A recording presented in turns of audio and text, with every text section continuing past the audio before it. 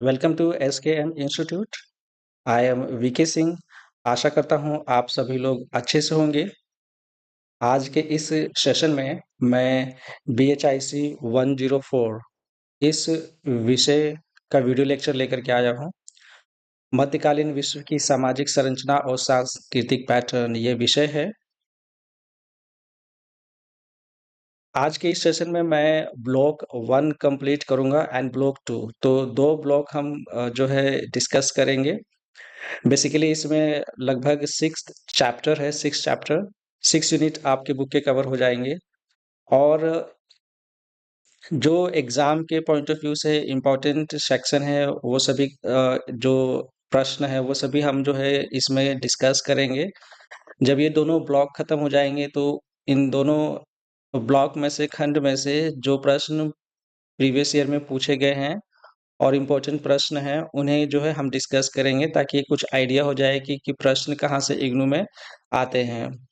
Basically हाँ, जो आपकी पाठ्य पुस्तक है, उसमें मेरा यही कोशिश है कि एक आपको ओवरव्यू मिल जाए, जो बेसिक अंडरस्टैंडिंग है इस विषय से संबंधित, वो डेवलप हो जाए। तो जिन लर्नर्स का एग्ज़ाम हो रहे हैं, उनके लिए काफ़ी यूज़फुल होगा। इसके अलावा जो न्यू एडमिशन लिए हैं, तो वे बुक्स पढ़ने चाह रहे हैं अपने इग्नू का, तो बुक पढ़ने से पहले उनको ये वीडियो अगर देखते हैं, तो उनके लिए भी काफ़ी यूज़फुल होगा। एक बेसिक अंडरस्टैंडिंग जो इस विषय के बारे में है, वो डेवलप हो पाएगी। इसके अलावा जो मेरे गेस पेपर है, गेस पेपर में क्या होता है कि जो प्रश्न हैं, प्रश्न बीच-बीच में से दिए गए होते हैं, जो मोस्ट इम्पोर्टेंट प्रश्न हैं, तो क्रोनिकल ऑर्डर में होते नहीं हैं, तो समझने में थोड़ी-सी दिक्कत होती है। इस वीडियो लेक्चर के बाद ये प्रॉब्लम जो है खत्म हो जाएगी। आप जो इंसिडेंट्स हैं, उन्हें कनेक्ट कर पाएँगे क्योंकि एक तरह से बेसिक अंडरस्टैंडिंग आपकी इस विषय से जो है डेवलप हो चुकी होगी, तो गेस पेपर फिर आपको ईज़ी लगेगा। जो भी मैं लेक्चर प्रोवाइड करूँगा आज के इस सेशन में, उसके बाद मैं शॉर्ट नोट्स क्रिएट करूँगा। फ़िलहाल तो अभी है नहीं। आप ये देख रहे हैं स्क्रीन पे BHIC 103 का शॉर्ट नोट्स है। तो बेसिकली जब ये लेक्चर सीरीज़ कंप्लीट हो जाएगा, तो मैं शॉर्ट नोट्स जो है टेलीग्राम चैनल पे अपलोड कर दूँगा और इसका लिंक जो टेलीग्राम का है, वो डिस्क्रिप्शन बॉक्स में है, तो आप इसे जॉइन कर सकते हैं। शुरू करने से पहले मैं कुछ इन्फॉर्मेशन देना चाहूँगा।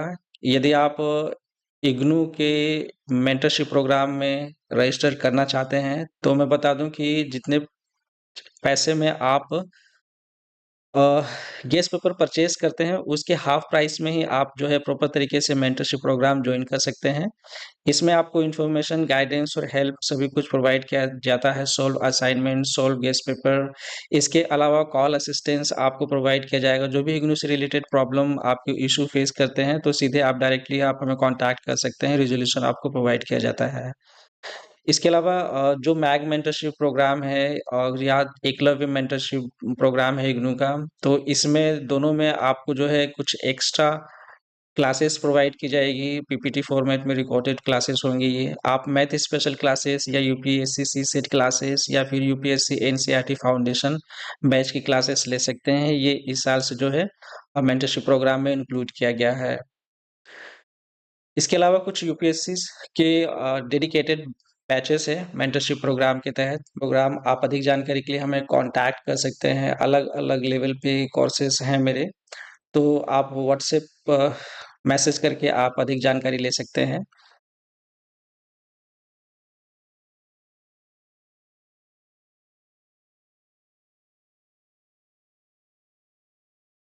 ओके, शुरू करते हैं आज का सेशन। बेसिकली आपके पाठ्य पुस्तक में जो सबसे पहला खंड है, रोमन गणराज्य, ठीक है? तो गणराज्य क्या होता है, सबसे पहले ये समझिए कि बहुत सारे राज्यों का जो संघ हो जाता है, उसे गणराज्य कहते हैं। तो बेसिकली रोम साम्राज्य के बारे में हम बात करेंगे। यह एक बहुत ही महत्वपूर्ण ऐतिहासिक विषय है जब भी हम रोमन साम्राज्य के बारे में बात करते हैं, जिसने पश्चिमी सभ्यता और यहाँ तक कि हम कहें कि जो वहाँ के राजनीतिक परिवेश हम देखते हैं, उसमें बहुत ही गहरा प्रभाव डाला है। और ना ही पश्चिमी सभ्यता पर तो प्रभाव डाला ही है, पर इसकी जो सभ्यता है और इसके जो पैटर्न्स है राजनीतिक, जो यहाँ पे समीकरण देखने को मिलते हैं, जो व्यवस्था देखने को मिलती है, वो कहीं न कहीं जो है मानव सभ्यता में भी बहुत गहरा प्रभाव डालते हैं। तो बेसिकली मैं इस लेक्चर की शुरुआत यहाँ से करूँगा कि सबसे पहले तो रोम साम्राज्य है, इसकी स्टार्टिंग में जो समय काल है वो क्या है? तो लगभग 509 ईसा पूर्व इसका समय काल शुरू होता है और 27 ईसा पूर्व तक ये है। ये तो राजनीतिक व्यवस्था मतलब प्रारंभिक जो रोमन साम्राज्य था उसके बारे में ये जानकारी है। अब बेसिकली जब हम बात करते हैं तो प्रारंभिक इतिहास और स्थापना के बारे में कि रोम साम्राज्य का प्रारंभिक इतिहास क्या है? तो देखिए ऐसा कई सारी किंवदंती है इसके बारे में। कई सारी कथाएँ हैं और प्रचलित हैं, जिसमें से एक यह है कि ये जो रोम है, रोम की स्थापना रोमुलस और रेमुस के 2 भाइयों ने मिलकर के किया था। तो इसकी ऐतिहासिक रूप से जो डेट सामने आती है कि 753 ईसा पूर्व में इसकी स्थापना की गई थी। बहरहाल जब हम गणराज्य की स्थापना की बात करते हैं तो 509 ईसा पूर्व के से शुरुआत होता है क्योंकि 509 ईसा पूर्व तक यहाँ पर राज शासन था, राजतंत्र था और अंतिम राजा तरकिंदन द प्राउड को हटा दिया गया और फिर रोम गणराज्य की स्थापना हुई। इसमें से एक हम कह सकते हैं कि लोकतांत्रिक राजनीतिक व्यवस्था की नींव रखी गई, जिसमें सीनेट, काउंसिल और विभिन्न तरह की असेंबली यानी कि सभाएँ शामिल थे। तो जब हम देखते हैं कि रोमन गणराज्य की स्थापना और जो स्थापना के बाद जो इसका विस्तार होता है, वो बेसिकली सैन्य अभियानों पर टिका हुआ था और इसमें 2 चरण हैं। पहला चरण जो अभियान का है, सैन्य अभियान का, वो 509 ईसा पूर्व में रोमन गणराज्य की स्थापना के साथ शुरू होता है। 5वीं और 4वीं शताब्दी ईसा पूर्व में रोम के इटली के विभिन्न अलग-अलग जगहों पर ये जो सैन्य है, सेनाएँ हैं रोम की, वो विजय प्राप्त करने लगती है और इसे समसाइनिट का युद्ध और लेटिन युद्ध के नाम से जाना जाता है। इसके बाद दूसरा जो चरण होता है, उस दूसरे चरण में तीसरी और दूसरी शताब्दी के अंदर रोम की जो सेनाएँ हैं, वो भूमध्य सागर के आस-पास के क्षेत्र पर विजय प्राप्त करती है और इसे हम जानते हैं प्यूनिक युद्धों के नाम से, जहाँ पर कार्थेज को पराजित किया गया और वहाँ के यूनानी राज्यों का जो है अधिग्रहण यानी कि उसे आपस में मिला लिया गया। आगे जो है राजनीतिक व्यवस्था और समाज किस प्रकार का था रोम में, तो देखिए सीनेट, मजिस्ट्रेट और लोग हुआ करते थे और उनकी विधानसभा होती थी। तो सीनेट बेसिकली एक तरह की प्रमुख संस्था थी जिनमें नीतियों को या कानूनों को बनाने का कार्य करती थी और इसमें कुलीन तंत्र का जो है दबदबा था। उनके पास काफ़ी रिसोर्सेस हुआ करते थे, कंट्रोल पूरे समाज का उन्हीं के पास था। जो संपदा थी उनके हाथ में हुआ करती थी। तो ये कुलीन तंत्र था। इसके अलावा मजिस्ट्रेट ये जो है निर्वाचित अधिकारी होते थे और जो कि प्रशासनिक कार्य संभालते थे और इसके अलावा जो हम देखते हैं कि लोग थे और विधानसभा थी। तो रोमन साम्राज्य में पितृस, प्लीब्स और दास इन 3 तबकों में विभाजित था। असेंबली में जो ये विधानसभा है उसे असेंबली भी कहा जाता था। तो असेंबली में जो हम कह सकते हैं कि यहाँ पे विभिन्न विभिन्न तबके के लोग अपनी आवाज़ उठाने के अवसर प्राप्त करते थे और विशेषकर जो प्लीबस थे, प्लीबस जो है वहाँ की जो आम लोग थे उनको प्लीब्स कहा जाता था। इसके अलावा हम देखते हैं कि कई प्रकार के राजनीतिक संघर्ष का चरण रोम के साम्राज्य में देखने को मिलता है इतिहास में। पहला चरण जो है संविधान के परिवर्तन से शुरू होता है, जिसमें प्लेबियंस ने राजनीतिक अधिकारों के लिए संघर्ष किया और इसका नतीजा यह हुआ कि ट्रिब्यून ऑफ द प्लेब्स का गठन हुआ, जिससे उनके अधिकारों की कुछ रक्षा जो है सुनिश्चित हुई। ऐसा कह सकते हैं कि कुछ अधिकार जो है उन्हें अब जो है मिलने की गारंटी हो मिलने लगा, ठीक है? तो इसके अलावा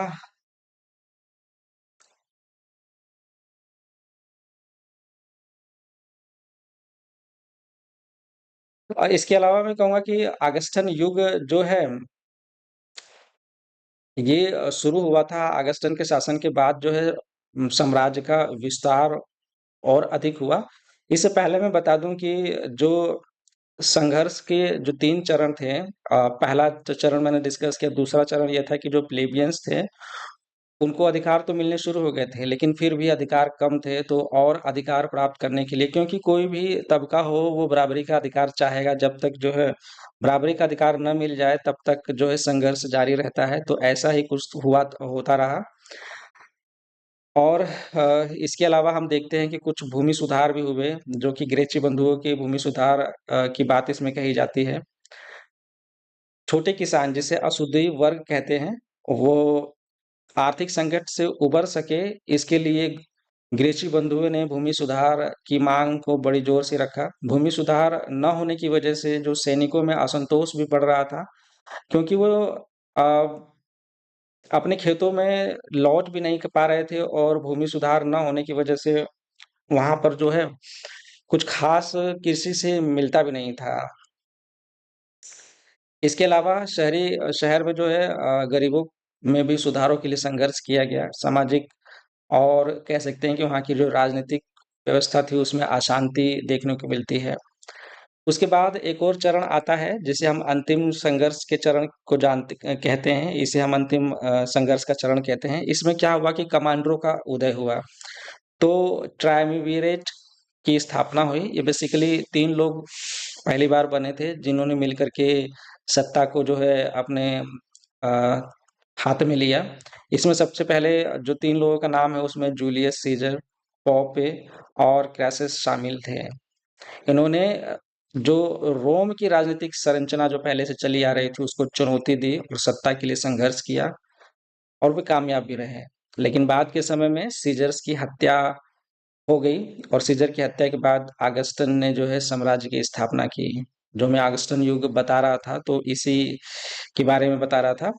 बहरहाल जो पहला ट्रायम्विरेट था, उसके बाद दूसरा ट्रायम्विरेट आया। ये फिर एक ऐसे व्यक्ति थे, 3 लोग, जिनके मिले-जुले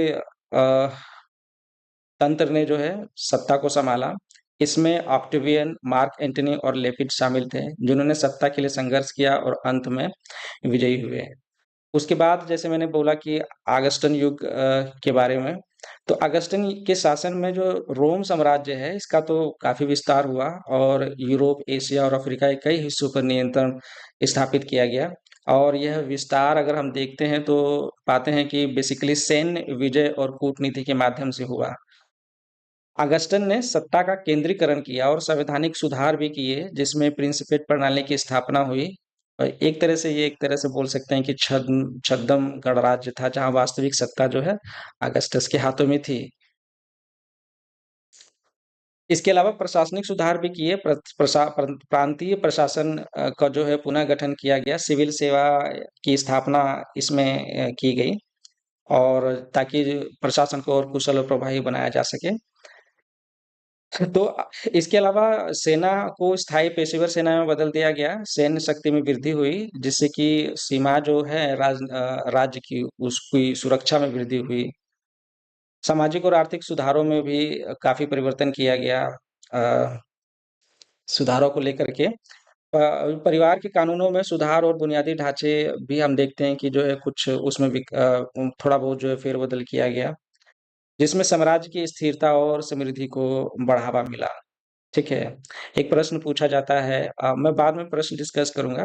फिलहाल मैं यहाँ पे इसे कंप्लीट करता हूँ। इसके बाद हम देखते हैं कि ऑगस्टन युग के बाद जो है डायलेक्टियन और कॉन्स्टेंटाइन प्रथम ने और भी कई प्रकार के सुधार किए। देखिए, सुधार इसलिए ज़रूरी होता है, क्योंकि जब कोई साम्राज्य होता है, तो साम्राज्य जब बहुत विशाल हो जाता है, तो उसके अंदर कई समस्याएँ कई रूप में सामने आने लगती हैं। तो एक बड़े साम्राज्य को एकत्र करके रखना अपने आप में बहुत बड़ा चैलेंज होता है, और जो रोम का साम्राज्य था, वो तो विस्तार भी हो रहा था, परंतु जो साथ-साथ जो पहले से विजित क्षेत्र थे, जो उनका साम्राज्य था, उसमें भी आंतरिक कलह देखने को मिल रहे थे, कुछ कई संघर्ष देखने को मिल रहे थे। तो हुआ यूँ कि कई सुधार उसके बाद भी किए गए। और साम्राज्य को स्थिर बनाने की कोशिश की गई, लेकिन फिर भी लगभग 476 ईस्वी में पश्चिम रोमन साम्राज्य का पतन हो गया। तो ये बेसिकली ये टॉपिक जो है कंप्लीट होता है रोमन गणराज्य के बारे में। अब रोमन साम्राज्य के हम आर्थिक और सामाजिक संरचना पर जो है टिप्पणी चर्चा करते हैं। बेसिकली जो रोमन साम्राज्य था,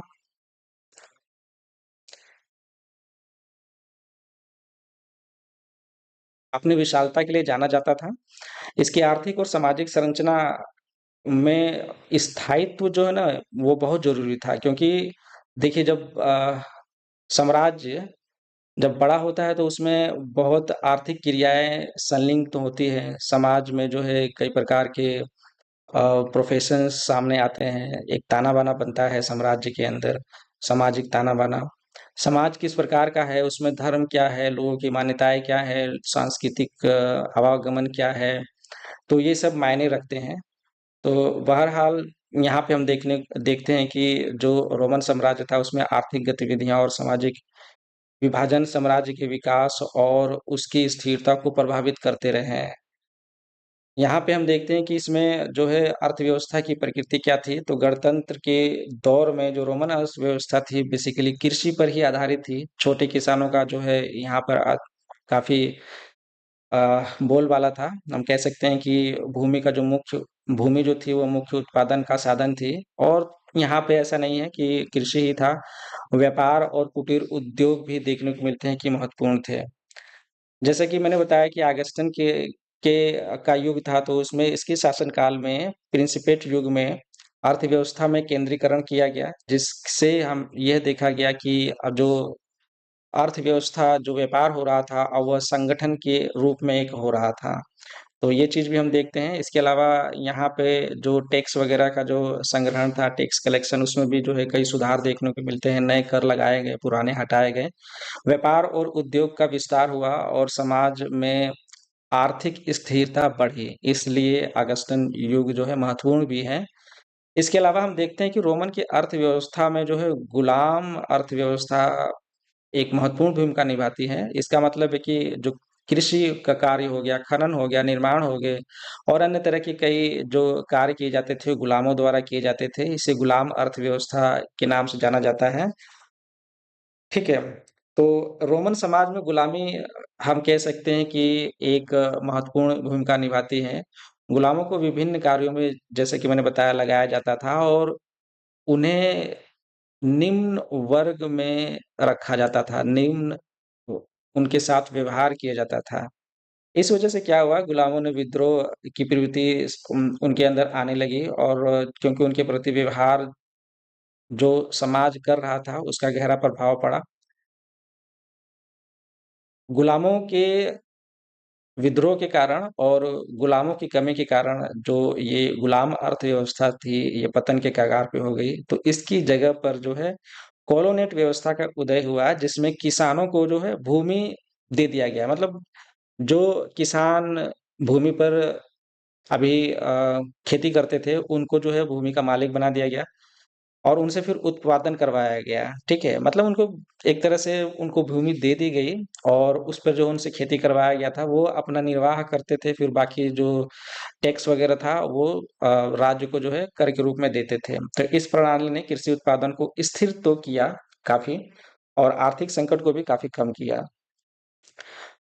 इसके अलावा हम देखते हैं कि अगर हम बात करें रोमन कला और वास्तुकला के बारे में, तो ये तो बहुत हम जानते हैं कि कितना इफ़ेक्ट है पूरे विश्व में रोमन कला और वास्तुकला का।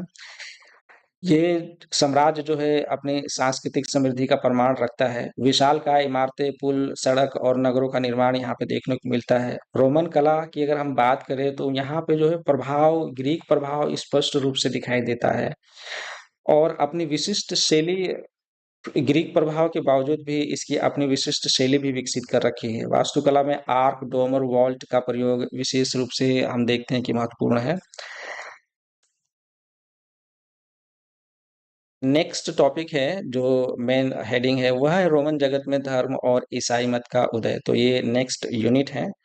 बेसिकली इसमें हम यही देखेंगे कि जो धर्म है, रोमन साम्राज्य में धर्म का क्या हिसाब-किताब था और ईसाई मत का उदय कैसे हुआ। तो जैसा कि रोमन साम्राज्य में धर्म वास्तव में एक महत्वपूर्ण स्थान रखता था। यहाँ पे विभिन्न संस्कृतियों, धर्मों का समावेश था। एक चीज़ बहुत ही काबिल-ए-तारीफ़ है कि जो रोमन साम्राज्य की यही विशेषता थी कि इनका जो स्वभाव था वो काफ़ी समावेशी था। ठीक है। कह सकते हैं कि सहिष्णु ये समाज था, यहाँ पर कट्टरता नहीं देखने को मिलती है। रोमन साम्राज्य ने अपने अंदर कई विभिन्न धर्मों को और संस्कृतियों को आत्मसात किया, ये हम देखते हैं क्योंकि रोमन साम्राज्य जो है बढ़ता चला गया, कई राज्य उसने जीते और फिर उसके अंदर लोग जो है समाहित होते चले गए, चाहे उनकी कैसा भी संस्कृति हो, धर्म हो। तो ये हम देखते हैं कि जो ये साम्राज्य था उसने विविधता का बहुत खुले दिल से जो है स्वागत किया। यहाँ तक कि स्थानीय देवी-देवताओं को भी अपनाया गया। ये जो है सहिष्णुता की एक उत्कृष्ट परिभाषा है।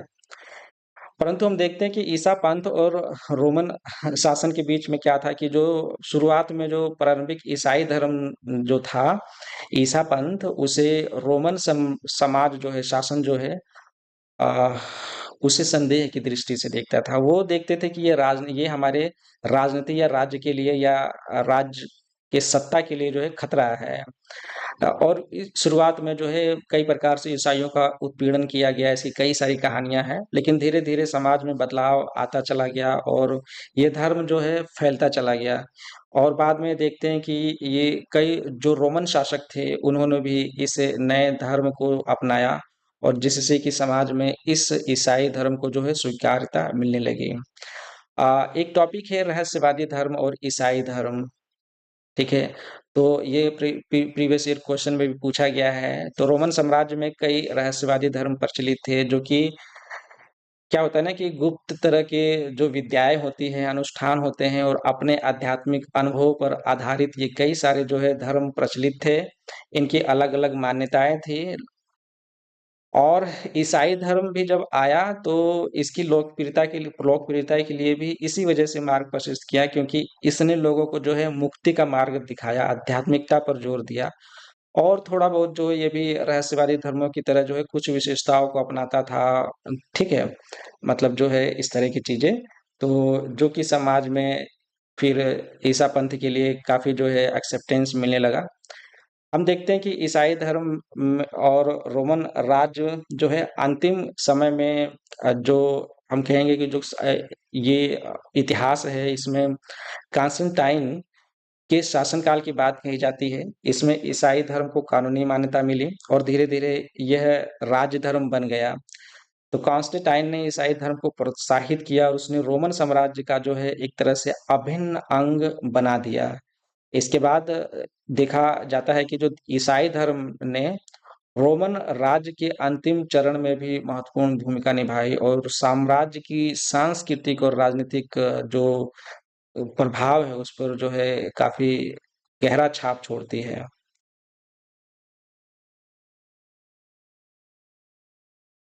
रोमन साम्राज्य का संकट काल ये तीसरी शताब्दी का समय था जिसमें कई चुनौतियों का सामना करना पड़ा रोमन साम्राज्य को। इसमें हम देखते हैं कि सैन्य, आर्थिक और सामाजिक समस्याओं ने जो है रोम साम्राज्य को घेर लिया। तो किस प्रकार की अराजकता थी? पहले तो राजनीतिक अराजकता थी, जो सैन्य शासन थे, जो सैन्य अधिकारियों में राजनीतिक नियंत्रण अपने हाथ में ले लिया। प्रशासन का संकट देखने को मिलता है, कुछ गृह युद्ध हुए, राजनीतिक विखंडन हुआ, जो राजनीतिक तंत्र है वो टूटने लगा और इसके साथ-साथ पूर्वी साम्राज्य का उदय हुआ, ठीक है? इसके अलावा हम देखते हैं कि जो सैन्य पतन भी जो है एक इस संकट काल में महत्वपूर्ण विषय था। साम्राज्य के अति विस्तार के कारण बहुत ज़्यादा खर्चे हो रहे थे सैनिकों पर, जिसकी वजह से जो है ये सैन्य जो ताकत थी वह कमज़ोर होने लगी। रोमन लीजन भी कमज़ोर होने लगा, जिसकी वजह से सैनिकों की संख्या में कमी आने लगी क्योंकि धन नहीं रहेगा तो सब चीज़ें जो है मैनेज करना मुश्किल हो जाएगा। तो भाड़े के सैनिकों को भी जो है रखना मुश्किल हो गया। इसके अलावा शासन नियंत्रण में जो सैन्य भागीदारी थी, जैसे पाकिस्तान में होता है, हम देखते हैं कि वहाँ की जो सरकार है उसमें वो कुछ अच्छा भी करना चाहती है तो फ़ौज जो है अच्छा नहीं करने देती। तो इसी तरह से जो है जब सैन्य की भागीदारी जब शासन में होने लगती है तो एक विनीता मतलब कहते हैं कि जो अविश्वास का माहौल है वो खड़ा हो जाता है। तो इस तरह से प्रशासनिक नियंत्रण फिर जो है वो उतने स सशक्त नहीं रहता, कमज़ोर दिखने पड़ने लगता है, तो ऐसा ही कुछ हुआ। इसके अलावा हम देखते हैं कि यहाँ पे आर्थिक संकट था, आर्थिक संकट में मुद्रास्फीति जो थी कह सकते हैं कि महँगाई जो है वो तेज़ हो रही थी। अर्थव्यवस्था जो है डाउनवर्ड जा रही थी। वित्तीय संकट जो सामने था, लोगों को निर्वाह काटने में जो है दिक्कत हो रही थी, तो निर्वाह संकट देखने को मिलता है। शिल्प उत्पादन और लंबी दूरी के व्यापार भी जो है वह उसमें गिरावट देखी गई। तो ये सब चीज़ें थी, इसके अलावा सामाजिक उथल-पुथल हम देखते हैं कि यहाँ पर जनसंख्या में गिरावट, इसके अलावा लोगों के अंदर जन भावना जो थी उसमें गिरावट, फिर डकैती, लूटमार ये सब चीज़ें जो है देखने को मिलता है। तो बेसिकली हमने टॉपिक डिस्कस किया कि सैन्य पतन हुआ, फिर आर्थिक संकट, उसके बाद जो है सामाजिक उथल-पुथल और उत्पादन में संकट। इसके बाद हम देखते हैं कि कुछ जनजातियों के आक्रमण की वजह से भी जो है यहाँ पर बेसिकली पतन का एक कारण हुआ और इसी के साथ ये पूरा टॉपिक जो है एक कंप्लीट होता है खंड 1। यहाँ से खंड 2 शुरू होता है 7वीं शताब्दी से लेकर के 14वीं शताब्दी तक के यूरोप में सामंतवाद का बोलबाला था। तो इसी पर ये पूरा का पूरा जो है आपका एक खंड है और इसमें 2 चैप्टर हैं जो कि मैंने इसमें जो है समराइज़ किया है। तो बेसिकली हम बात करते हैं कि 7वीं शताब्दी से 14वीं शताब्दी तक यूरोप में सामंतवाद के पर हम यहाँ की जो राजनीतिक और आर्थिक व्यवस्था देखते हैं, उसके बारे में हम चर्चा करेंगे, जिसमें मध्यकालीन यूरोप की संरचना और विकास के बारे में भी चर्चा करेंगे। इस में सबसे पहले हम देखते हैं कि सामंतवाद का उदय है। तो देखिए सामंतवाद का जो उदय है 7वीं शताब्दी में जो है प्रारंभिक सामंतवाद के रूप में जाना जाता है। तो इसमें 7वीं शताब्दी में रोमन साम्राज्य के पतन के बाद यूरोप में राजनीतिक एक तरह से अस्थिरता बढ़ गई और यहाँ पर स्थानीय सरदारों ने अपनी सुरक्षा और संरक्षण के लिए भूमि के बदले सैनिकों और सेवाओं का आदान-प्रदान जो है लेन-देन शुरू किया और इसी के बाद यह व्यवस्था जो है सामंत व्यवस्था के रूप में जानी गई। ठीक है? कि मतलब सैनिक ले लो, हमें जो है ज़मीन दे दो। तो इससे क्या होता था कि सुरक्षा वगैरह प्रदान करते थे। चार्ल्स मार्टिन ने 8वीं शताब्दी के आसपास में उनके वंशजों ने इस प्रणाली जो सामंतवाद की जो प्रणाली थी उसको संगठित किया, मजबूत किया और इस प्रकार से जो हम देखते हैं कि सामंतवाद का उदय हुआ। इसके मुख्य घटक में तो पहले तो है भूमि का बहुत महत्व है। इसके अलावा वसालता एक तरह से ये अनुबंधित संबंध होता था जो कि अपने लॉर्ड की सेवा करता था। इसके अलावा सामंती संबंध जो है सैनिकों तक ही सीमित नहीं थे। किसान और शिल्पकारों और अपने लॉर्ड्स के साथ इसी प्रकार के संबंध बनाए रखते थे और इसके अलावा उनके बदले में क्या मिलता था, उन्हें सुरक्षा और जीवन यापन के साधन मिलते थे।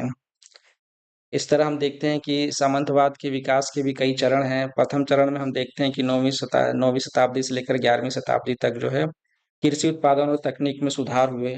नए उपकरणों से खेती प्रणाली में जो है काफ़ी विकास देखने को मिलता है, जिससे जो है जो उत्पादन है वह बढ़ा और लोगों के जीवन निर्वाह में जो है एक तरह से सक्षम बना दिया जीवन निर्वाह को। इसके अलावा यहाँ पे हम देखते हैं कि सामंतवाद के दूसरा चरण भी है कि इसमें 11वीं शताब्दी से 14वीं शताब्दी का समय हम नोट करते हैं। इस अवधि में जनसंख्या में वृद्धि हुई, कृषि विस्तार हुआ और जो संगठन में कुछ परिवर्तन आया। उसके बाद का जो समय काल आता है सामंतवाद का पतन, इसके कई कारण हैं सामंतवाद के पतन के। तो बेसिकली राजनीतिक परिवर्तन, आर्थिक परिवर्तन, सामाजिक परिवर्तन और प्राकृतिक आपदाएँ ये कुछ कारण रहे हैं। प्राकृतिक आपदाओं में हम जो है प्लेग महामारी और ब्लैक डेथ के बारे में जो है विस्तार से जो है गेस्ट पेपर में दिया गया है तो उस पे डिस्कस करेंगे। और आप लोग समझिए कि पूरा का पूरा जो खंड 1 और खंड 2 है समाप्त हो गया है। अब कुछ महत्वपूर्ण प्रश्न हैं जिसको हम देख लेते हैं कि कौन से इम्पोर्टेंट क्वेश्चंस है जो इग्नू पूछता रहा है और उसकी संभावना हमेशा बनी रहती है। पहला है कि रोमन गणराज्य की राजनीतिक संरचना पर चर्चा कीजिए। तो देखिए ये जो राजनीतिक संरचना है रोमन गणराज्य की, अभी हमने इस पे डिस्कस किया कि सीनेट होते थे, मजिस्ट्रेट होते थे, ठीक है, असेंबली हुआ करती थी और लोगों को और पीपल वहाँ की आम जो जनता थी प्लीब्स उन्हें बोलते थे। तो इस तरह की जो है व्यवस्था हुआ करती थी वहाँ की। तो एक जो जिनके पास गेस्ट पेपर है, मैं ये बता दूं कि जब प्रश्न पढ़ेंगे इसके उत्तर का एक जो आंसर है, सबसे पहला जो पैराग्राफ होता है वो इंट्रोडक्शन है। उसके बाद प्रॉपर हेडिंग के साथ जो है यहाँ पे आंसर दिए गए हैं। आपको हेडिंग्स दिमाग में रखना है और जैसे अगर एग्जाम में प्रश्न को थोड़ा सा चेंज करता है तो उसके हिसाब से हेडिंग भी आप जो है थोड़ा सा चेंज कर सकते हैं। ठीक है, रोमन राजनीतिक व्यवस्था मिश्रित सरकार की अवधारणा, ये जो है इसमें हेडिंग जो दिया गया है तो इसमें आप देखिए कि रोमन राजनीतिक व्यवस्था से भी आप हेडिंग से काम चला सकते हैं। तो इस प्रकार से मैं समझता हूँ कि बहुत इजी है इस गेस्ट पेपर को पढ़ करके समझना। आपको बस पॉइंट्स जो है हेडिंग वाले वो दिमाग में रखने हैं और फिर उसके बाद आप जब एग्जामिनेशन हॉल में बैठिएगा तो वहाँ पे जो है अपने हिसाब से उस प्रश्नों को अपने आकार में लिखिएगा, अपने अनुरूप। प्रश्न पूछा गया था कि सामंतवाद के दोनों चरणों के बीच अंतर स्पष्ट कीजिए। सामंतवाद के प्रथम चरण में कृषि उत्पादन किस प्रकार व्यवस्थित था? ये प्रश्न जो है गेस्ट पेपर में डाला गया है और ये प्रीवियस ईयर में भी पूछा गया था। इसके अलावा एक प्रश्न ये है कि ऑगस्टन युग के दौरान रोमन साम्राज्य में शुरू किए गए विभिन्न सुधारों की जांच करें या चर्चा करें। तो हमने देखा था कि ऑगस्टन युग में कौन-कौन से सुधार हुए थे, किस प्रकार के। तो इस गेस्ट पेपर में डिटेल से आपको बना बनाया आंसर मिलेगा और आप जो लोग जो है इसे पढ़ सकते हैं। बहुत ही नॉर्मल ही है ये। सामंतवाद के पतन के बारे में जो है इसमें कई कारक बताए गए हैं कि किस प्रकार से सामंतवाद का पतन हुआ था। और देखिए सामंतवाद के पतन पर जो है, सामंतवाद एक बहुत महत्वपूर्ण टॉपिक है। हर साल इससे प्रश्न जो है पूछे जाते हैं दोनों टर्म के अंदर, चाहे वो जून का एग्जाम हो या दिसंबर का एग्जाम। इसके अलावा कुछ और प्रश्न पूछे गए थे कि जो रोमन साम्राज्य में दास उत्पादन पद्धति की प्रकृति पर चर्चा कीजिए। दास अर्थव्यवस्था के पतन का क्या कारण था? सामंतवाद की विशेषताओं का आलोचनात्मक परीक्षण कीजिए। अंतिम रोमन साम्राज्य में राजनीतिक अराजकता को जन्म देने वाले प्रमुख प्रमुख कारक क्या थे? तो ये कुछ प्रश्न हैं जो इग्नू में लगभग इसी तरह के प्रश्न पूछे गए हैं। यही थोड़ा बहुत वर्डिंग चेंज हो सकता है। एक प्रश्न पूछा गया था, पैक्स रोमाना। देखिए ये बिल्कुल अगर किसी ने ये वर्ड नहीं पढ़ा होगा तो उसको समझ में नहीं आएगा। बेसिकली पैक्स रोमाना का अर्थ है रोमन शांति। जब कई सुधार किए गए, सुधारों की वजह से जब स्थिरता आई रोमन में और वो काफी लंबे समय तक चली, तो इस सापेक्षिक शांति को ही जो है पैक्स रोमाना के नाम से जाना जाता है। ठीक है। उत्तर रोमन साम्राज्य में किसान विद्रोह के बारे में भी जो है आपसे पूछा गया है, तो ये सब आप पढ़ लीजिएगा। और मेरी कोशिश है कि कल मैं जो है आपको सेकंड वीडियो लेक्चर प्रोवाइड कर दूँ BHIC 104 से, और वहाँ पे हम बेसिकली एक या दो ब्लॉक या दोनों ब्लॉक जो है कंप्लीट करने की कोशिश करेंगे। टोटल 4 ब्लॉक हैं और उसमें भी जो इम्पोर्टेंट प्रश्न उत्तर हैं उसे हम जो है डिस्कस करेंगे, देखेंगे कौन-कौन से PYQ पूछे गए हैं।